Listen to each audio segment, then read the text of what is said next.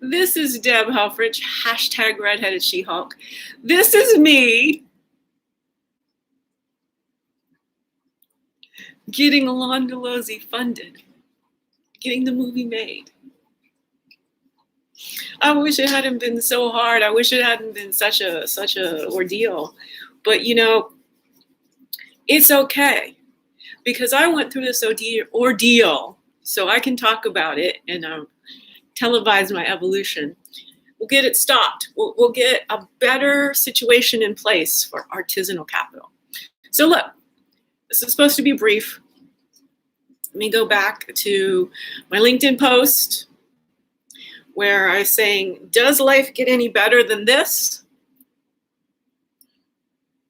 As I'm sharing my tweet to Lamman, who's put up a tweet of his old, young-looking, fierce self. And I'm not scared to put my 52-year-old self next to him. My life is fully blockchain compliant, and my evolution has been televised. So here, I just was, my dear friend Judy McCutcheon, she liked my post. And so I said, thanks for being present while I NFT art that will fund my feature film Londolozi, which is The Fifth Element times Black Panther times A Wrinkle in Time times A United Kingdom. A real life, right livelihood fantasy about learning to stay alive after turning 50, as this polar bear gets to learn what life feels like as a giraffe. Well, what happens in Londolozi? Deb prognosticates COVID, writes a movie about her midlife health journey to Africa the year before the pandemic, so that while she and college pal Lamman Rucker are on location scout at Londolozi, the world comes down with all seasonal sunlight flu. The duo start to talk to microbiologists in Gaborone, Botswana about African contemporary and ancestral well-being practices, as facilitated by none other than Ma Precious Ramotswe of the #1 Ladies Detective Agency. Will they come up with strategies to assist the world with a new sort of well-being? Will Deb finally get asked out on a date at 52? Will the movie get filmed in 2022? Who will be Deb's African screenwriting partner? That's the very first question I need answered. Yesterday, I added my nickname to my LinkedIn name because while I'm not pronoun boost, I've never identified with Deb. While writing this film, I discovered my own Zulu name, Zenzile. You're responsible for what you've become. We'll see how well I did that reading. I don't know. I don't know what to say here. I'm putting on my executive producer hat. Lamman and Jill, hopefully soon. I'm asking y'all to write a check to purchase an NFT, a non-fungible token, which are the digital rights to my creative process in making this movie, in trying to stay alive and losing 155 plus pounds after turning 50 and reversing some serious brain dysfunction that had me completely isolated from humanity for the decade before the pandemic hit. What did I do? I had access to the internet. I isolated myself in my illness. And I thought, I have a degree in philosophy from Carnegie Mellon. I have access to great TV at the #1 Ladies Detective Agency. Access to songs sung by North Philly diva. And I start to concoct a little fantasy about what a really good life would be like if I hadn't been abandoned by humanity for a decade. And somehow, some way, that I kept playing every day. And the more I played, the more real the story became. Of course, at first, I wasn't starring with Lamman and Jill, but over this last year, Come on, perfectly capable. I'm doing a Neovardalos, creating the material custom for me. And we gonna make my big fat Greek wedding kind of money. Y'all be my Rita and Tom? My big, not so fat midlife metamorphoses. So you see, here's the deal. And we'll play this up. We can sell that y'all two are getting reunited on screen and have it be hushed hushed. But this is about right livelihood. I mean, that's what the #1 Ladies Detective Agency is about.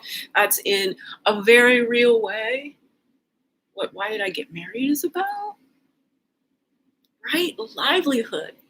We all, 7.8 billion humans, deserve meaningful work at a livable wage. This is the foundation of well-being. You know, we think about health and all this kind of stuff. The reason we're so diseased is because capitalism was twinned with racism from the very beginning. It's forced, stolen, and enslaved labor. Nothing about this civilization over the last 500 years is logical. It makes no sense. If we can't get skin corrected, we will not be able to solve global warming, as it's all about the sun. We're all melanated. So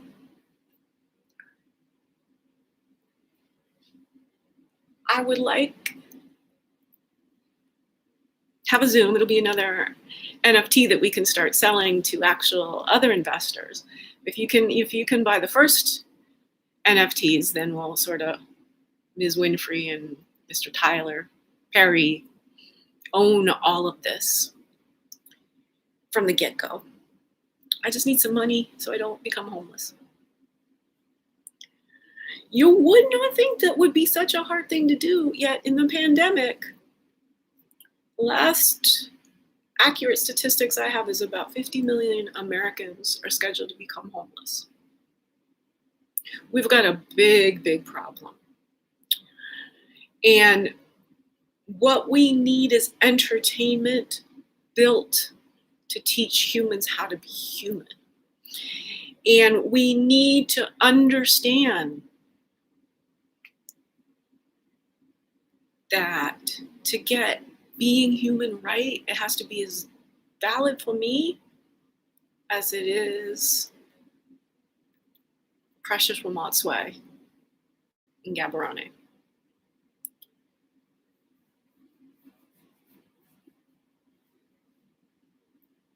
The world needs to see this kind of film. I do have a lot of great science about melanin that we can share. I do know the perfect animator. I'm so serious. And so like have a little Simpsons inside of it. I mean, think about it.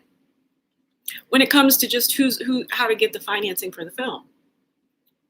We all know the whole Tyler Perry verse wants to see y'all two back on screen together. We have the whole how many hundreds of millions of books franchised globally. I'm sure we can get the capacity to pivot Ma Ramotswe into a more current, contemporary, demonstrating racial harmony type of movie. I'm pretty sure we can pull the red hair thing too. Andrew McCall Smith. Plenty of the audience is built into this movie. The movie is about human health. It's about uniting all of us, united sapiens. It's about the fact that everything's gone wrong because the most crucial foundation of health is what we do for a living. And so in order for me to stay alive, in order for me to gain my health, in order to become this fantastic 52-year-old, somebody can purchase the NFT rights to the documentary, fittest 52-year-old. I'm down with trying that. I'm down with challenging Dave Chappelle to a Socratic dialogue. He may get more laughs, but guaranteed I'm gonna get some light bulbs in on him. Just a big dab. All I do is get people telling me to be briefer. Brevity. Constant way that adults bully each other to write at a 5th grade level. First of all, how inefficient is the rest of them 7 years we don't need them? But much more importantly,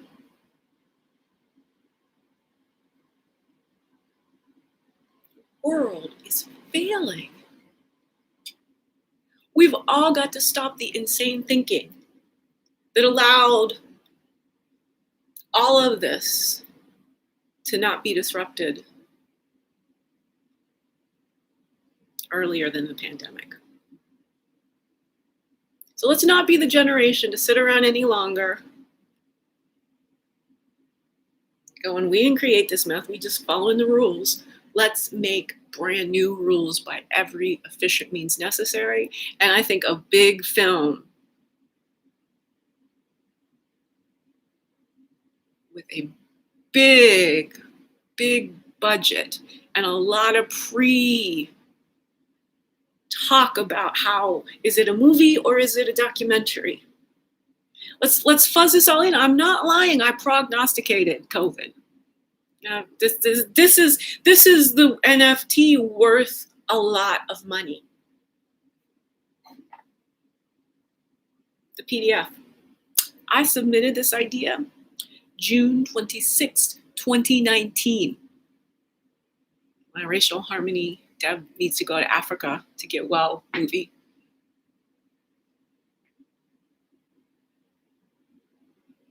Because part of what I did to get well is come up with a unifying theory of human energy that disrupts the accountant-managed disease care model of Western pharma and unites African, Eastern, and Western approaches to do-it-yourself well-being strategies. Philosophical hypothesis of bioelectricity. That's what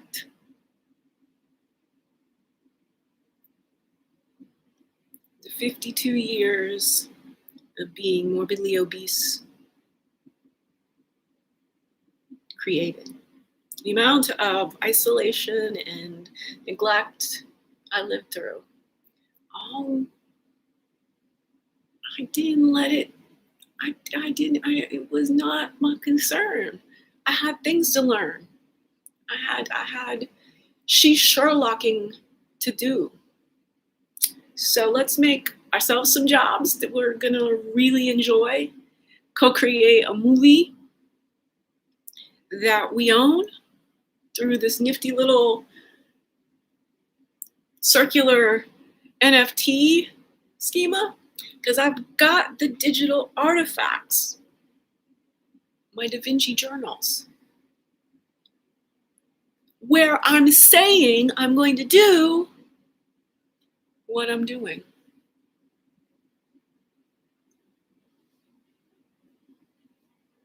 With the certainty.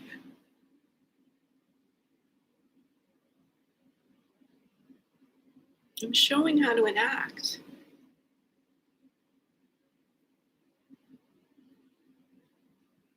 The fountain of youth.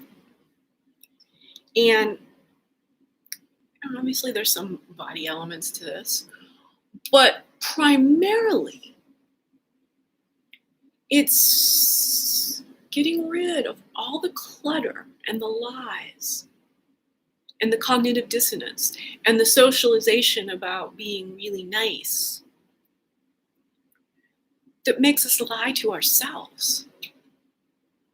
Self-truth and self-trust is the fountain of youth, because here's what happens. you fall in love with every monkey mind chatter that crosses your mind. And you're like, well, you know,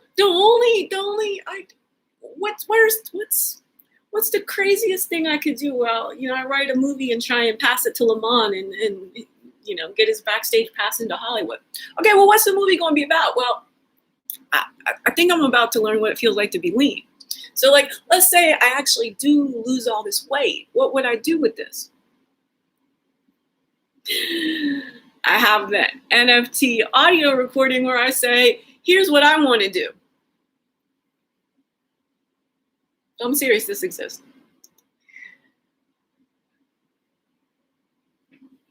On my Android voice recorder. Lying in my bed about 2 years ago,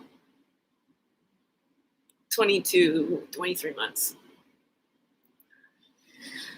When I am going to figure out how to save my life. I know I can't walk or talk right now. I know I weigh 333 pounds, but I've got this.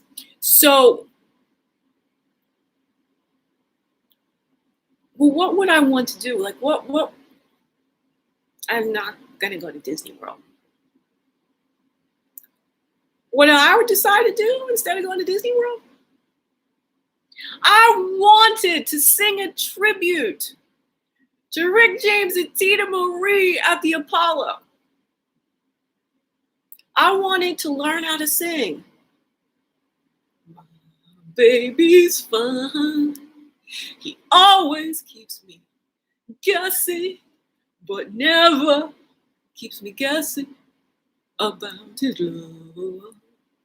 Casanova Brown, Meet the Browns. Anyway.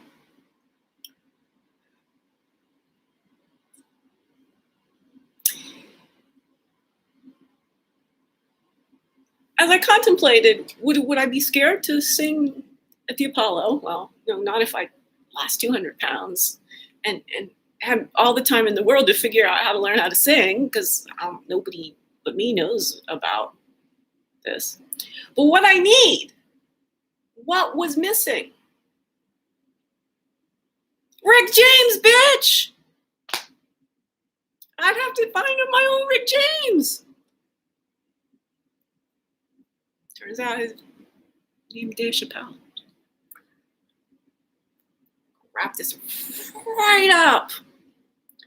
Because on September 15th, 2019, I watched Sticks and Stones. Dave Chappelle, in that stand-up special, taught me there could be such a thing as stand-up philosophy, and that was what I was born to do. In watching Dave Chappelle perform in Sticks and Stones, from the Bourdain beginning, from the like, y'all just stupid, from this so easy for me. I want this real fat redhead to get skinnier so she can challenge me to doing improv Socratic dialogues, because I need more challenge on stage. So yeah, I got this movie. Yeah, I'm gonna go on stage with Dave Chappelle. This is a Cannes quality documentary, is it not? Harmony, y'all.